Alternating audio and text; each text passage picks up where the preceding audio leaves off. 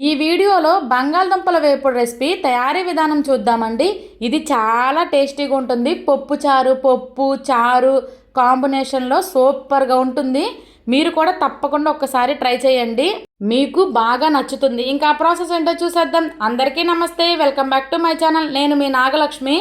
ముందుగా ఇక్కడ 300 గ్రామ్స్ బంగాళదుంపలు తీసుకున్నాను. వాటి మీద ఉన్న పై పొట్టును తీసేసేసి వీడియోలో చూపిస్తున్న విధంగా చిన్న ముక్కలుగా కట్ చేసి ఉప్పు వాటర్లో వేసి పక్కన పెట్టుకోవాలి. తర్వాత పొయ్యి మీద ఇలా ఒక కళాయిని పెట్టుకొని దానిలో ఆయిల్ యాడ్ చేసుకోవాలి. ఇక్కడ ఆయిల్ అనేది కొంచెం ఎక్కువగా యాడ్ చేయాలి. తర్వాత మనం ఎక్స్ట్రా ఉన్న ఆయిల్ని పక్కగా తీసేసుకోవచ్చు. ఈ ఆయిల్ హీట్ అయిన తర్వాత దీనిలోకి ఉప్పు వాటర్లో వేసిన బంగాళదుంప ముక్కల్ని ఇందులో యాడ్ చేసుకోవాలి. ఇంకా ఇవన్నీ యాడ్ చేసిన తర్వాత వీటిని ఒక్కసారి కలుపుకోవాలి, మొత్తం కలిసేటట్టు. ఇంకా కలుపుకొని వీటిని వేగనివ్వాలి. ఇవి వేగుతూ ఉన్నప్పుడే దీనిలో చిటికెడు పసుపు, అలానే కొద్దిగా సాల్ట్ని యాడ్ చేసుకోవాలి. ఇంకా వీటిని చక్కగా కలుపుకొని వేగనివ్వాలి. ఇవి చక్కగా లైట్ గోల్డెన్ కలర్ వచ్చేంత వరకు వేగించుకోవాలి. ఇవి అలా వేగడానికి ఒక 5 to 7 మినిట్స్ పడుతుంది.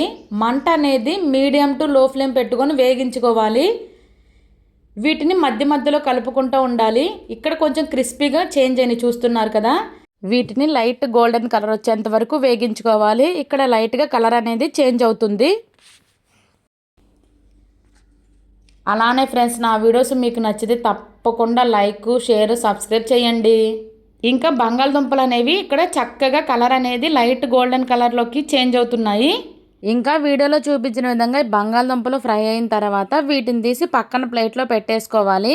ఇంకా ఈ విధంగా వీటిని పక్కన పెట్టుకున్నాక కళాయిలో ఉన్న ఎక్కువ ఆయిల్ నుంచి జస్ట్ 1-2 స్పూన్ల ఆయిల్ ఉంచుకుంటే సరిపోతుంది. రిమైన్ అంతా పక్కకి తీసేసుకోవాలి. మళ్ళీ స్టవ్ ఆన్ చేసి దీంట్లోకి తాలింపు దినుసులు యాడ్ చేసుకోవాలి. సాయిగుళ్ళు, పచ్చిశనగపప్పు 1/2 స్పూన్ వరకు, జీలకర్ర, ఆవాలు 1/2 స్పూన్స్ వరకు తీసుకోవాలి. ఇవి కొంచెం వేగిన తర్వాత దంచిన వెల్లుల్లి రెబ్బల్ని ఇందులో యాడ్ చేసుకోవాలి.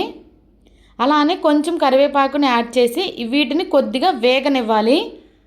ఇంకా ఇవి కొంచెం వేగిన తర్వాత దీనిలోకి మనం ఫ్రై చేసి పక్కన పెట్టుకున్న బంగాళదుంప ముక్కల్ని యాడ్ చేసుకోవాలి.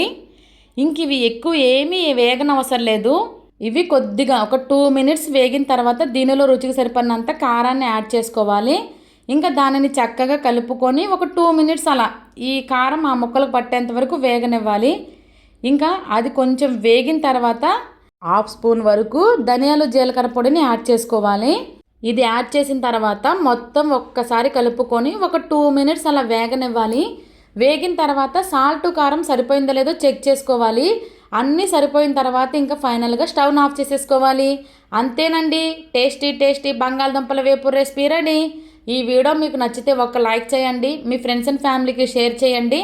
ఇలాంటి టేస్టీ అండ్ సింపుల్ రెసిపీస్ కోసం నా ఛానల్ని ఇప్పుడే సబ్స్క్రైబ్ చేసుకోండి. Thank you for watching. Bye bye.